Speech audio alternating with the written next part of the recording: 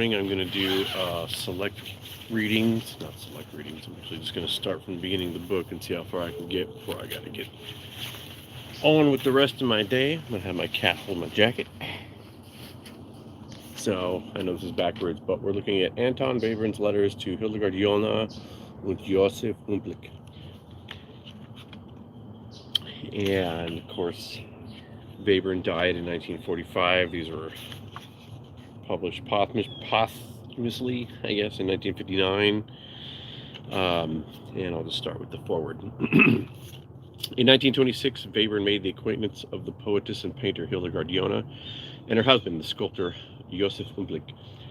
Matter and form of the poems, paintings, and sculptures evoked an immediate and lasting response in Webern, and he was soon aware of a deep reciprocal understanding of his own work on the part of the couple and their attitudes to art and the world.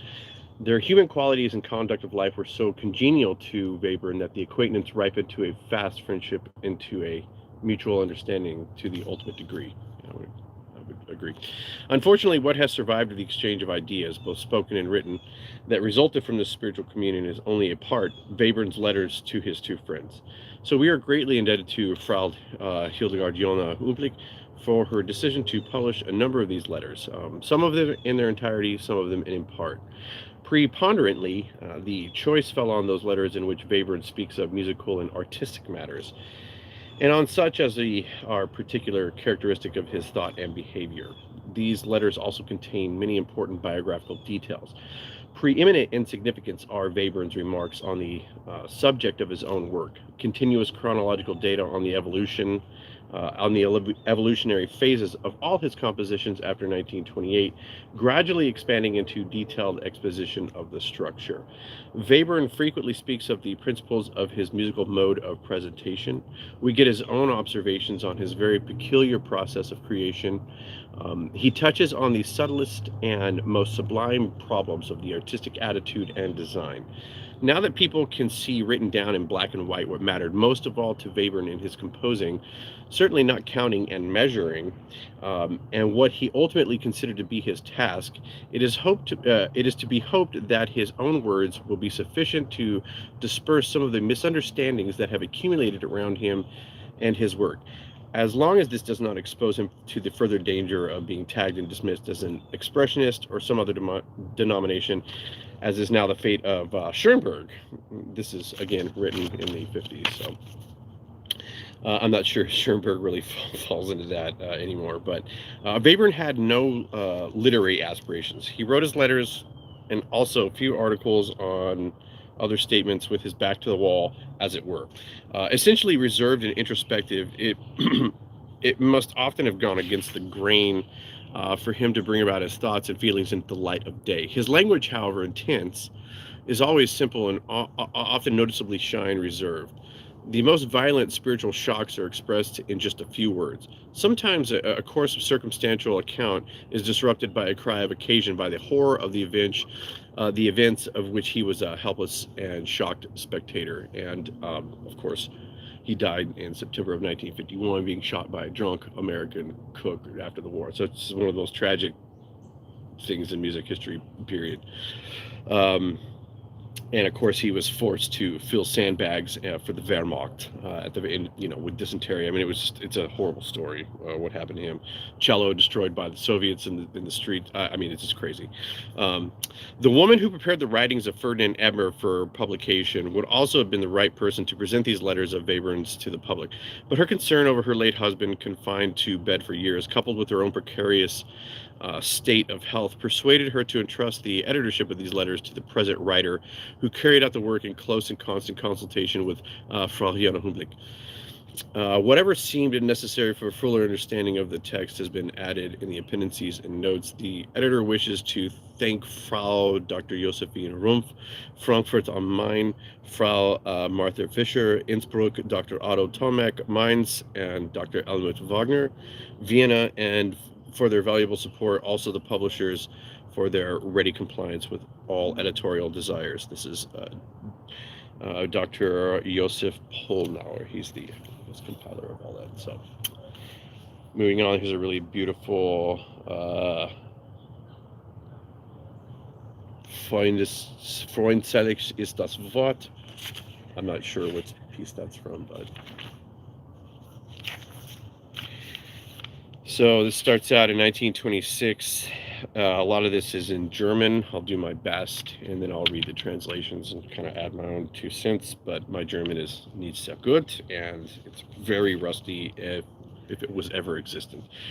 First one, Mördling, Christmas, Mördling in Austria. Christmas 1926. Dear Frau Jone, your lovely Christmas present brought me great joy. In your poems, I find again everything that made me esteem your pictures so highly. What is it? It is difficult to say. What it is difficult to say. Perhaps one should not try, but one thing must be surely permitted, to say how terrifically pleased I am, after such a brief meeting, to be found worthy of such friendly relations. Again, Mördling, this is January 28th, 1928. My dear Humplik, now at last, since the beginning of January, we have your beautiful bust of me in the house. I must tell you again what great joy you have given us. Thank you once more from the bottom of my heart. Middle of January was the premiere of my trio in Vienna, and the middle of February my orchestra songs. One of them is Trakls Winterabend, which will be performed for the first time in Winterthur and then in Zurich. At the beginning of January 1st, I had another Workers' Symphony concert, Bruckner's 7th and Schickli's Lied of Brahms. This is Mördling. We're getting into the weird Austrian dating system, which is April 21st, 1928. Dear Frau Jone, your wonderful poems and your delicate and moving dedication of them to ourselves, the truly marvelous portrait of Humplik's, finding these things gave us moments of the most intense pleasure. We thank you and your husband from the bottom of our hearts. Rest assured that we hold you both in love and esteem equal that which you have so often showed us. And I just think this, you're going to see that Webern is just a very, very genuine and very kind-hearted person. It says, I'm looking forward with infinite pleasure to reading your poems. A little I have already, and I found them concurred absolutely with traits brought out in Humplik's portrait. This is Mördling, and this is 7, so this is going to be July 6, 1928. I understand the word, this is Dear Frau Jone, I understand the word art as meaning the faculty of presenting a thought in the clearest, simplest form, that is, the most graspable form. Given this, I cannot conceive of the Our Father as being something antithetical to art. Rather, it is the highest example, for it achieves the greatest graspability, clarity, and directness. So in this connection to Tolstoy's view and the views of those who have expressed themselves in a similar vein is incomprehensible to me. What I can understand, on the other hand, is the way Beethoven worked at the main theme of the first movement of his Eroica until it achieved a degree of graspability comparable to a sentence of the Our Father.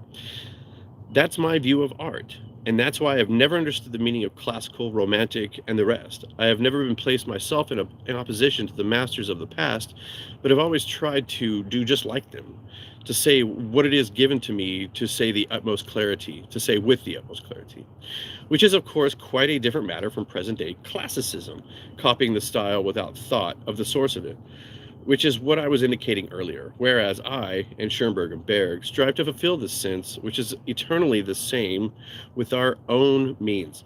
What results is certainly not a copy, but the most original and personal work for that very reason. And so then I am also entirely of your opinion when you say, you must come to believe that the only road onward is inwards. Yes, every heart colors differently in its evening when it sets. Well, let us hope that something comes of our collaboration. From the fact that I have instigated it may gather how dear, how allied your thinking is to me. The work, which I've already spoken to you, a symphony in 2 movements, is finished. Let's see, this is from August 4th, 1928. Dear Frau Jone, I don't know why there's, just show that, I'm not sure what the double deer is about, but that was the right place, yeah. To give you an idea of what it is that gives me such a special pleasure in your nature poems, I want to quote one of them. Then surely you will know what I mean. It is impossible to put in words. I don't believe it until you, I don't believe it will ever be possible to put into words. Wie sich, here we go. Wie sich klares Leben gleicht, schaut den stillen Bergkristall. Seht, sein kühles Weins erreicht Heiß bewegt der Wasserfall. And here's the translation of that. How similar is all clear life? Look at silent rock crystal. Its cool whiteness is matched in the turbulence of the waterfall. In your Our Father, all that is said by you really leads directly to the phrases of the prayer. That is very beautifully thought and put. Can you wait until I can return your manuscripts in person? I am not asking because I am too lazy to put them in a post, but rather because I have a great reluctance to entrust such stuff to that channel. Please write to me quite plainly on the subject. I hope indeed that you will soon come to Vienna again. Yes, indeed. How I wish it. For otherwise there is no way of seeing you and your husband, yet I prefer not to wish it.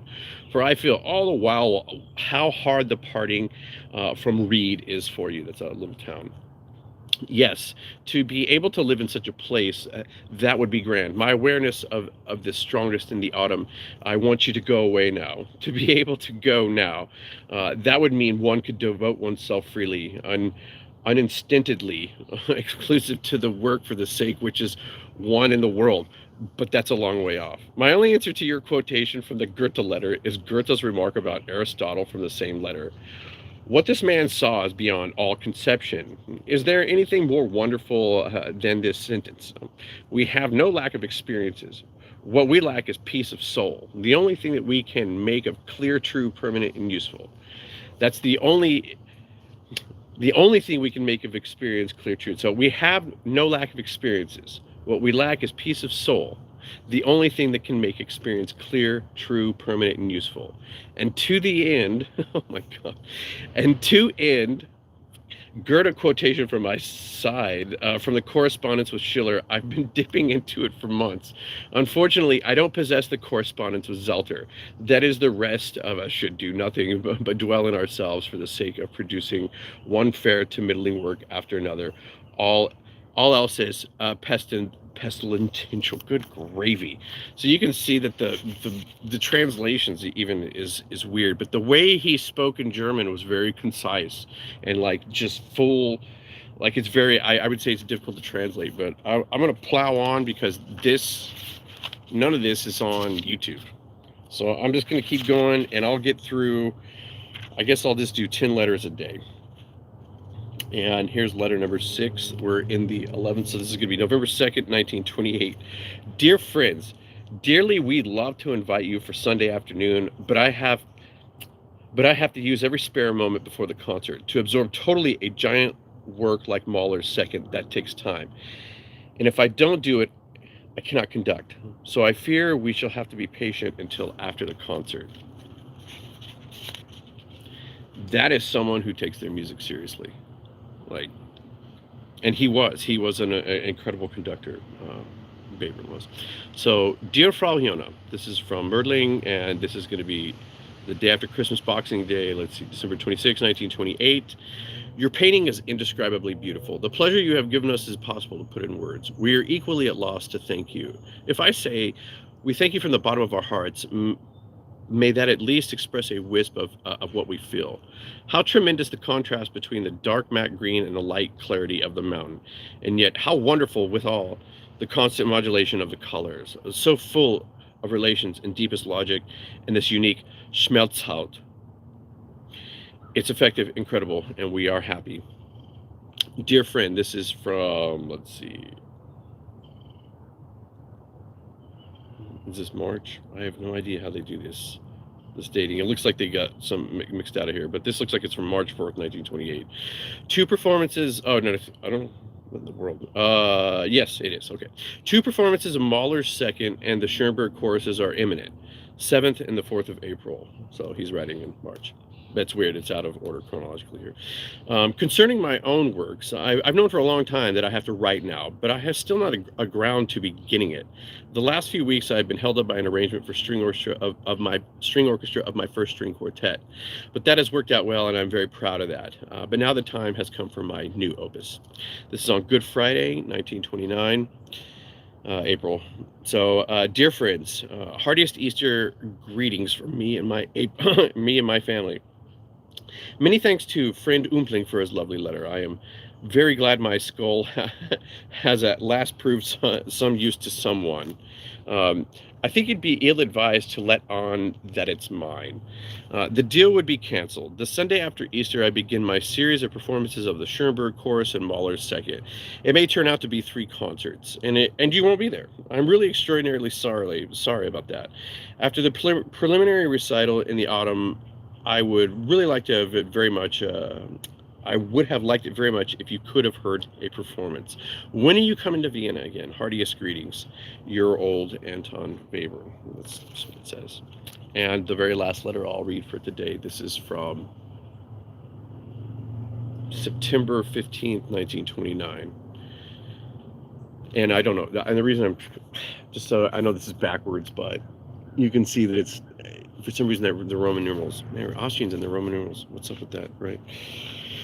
My dear friend, and why didn't I write after all? Because I've been working harder than ever almost, and I have made much progress. I have hardly raised my eyes from my work this whole summer, and I think you can already start to get a sense of what kind of person Anton Webern is. He's very sensitive. One, he's extremely dedicated and loyal, not only to like Schoenberg, his work and the music, but obviously to his friends, most likely to his family and children, as we're going to find out. Son also died very tragically, by the way. But tomorrow or later on today, I'll continue with 10 more of these, and then I've got a bunch of like stuff that I'm just gonna start reading and putting on YouTube, because it's not on YouTube. I'm not the best reader. My languages are certainly wanting, but I just think that that would be good to have on YouTube. And so I'm going to start putting lesser known rare things and things that don't exist on YouTube, just reading from these books and trying to show you guys what interests me. But I spent a lot of time studying Weber, and I spent a lot of time with his music, especially the Opus 25, which is the Drei Gesänge nach Hildegard, Jone, based on her poems. And that's the Opus 25, which is Wie bin ich froh, the Herzenspappenvogel, and then the last one is Stonels, Josef and Bienen. And really, really wonderful work, just a brilliance throughout the entire thing. But you really have to look at it through all 3 movements, which I might do that someday and kind of rehash my thesis and all my work on here. But it's going to get dry for a while. I'll come back. I'll do more social commentary. I'll be playing guitar and all that stuff. But so tomorrow or later today, we'll come back and do poems 11 through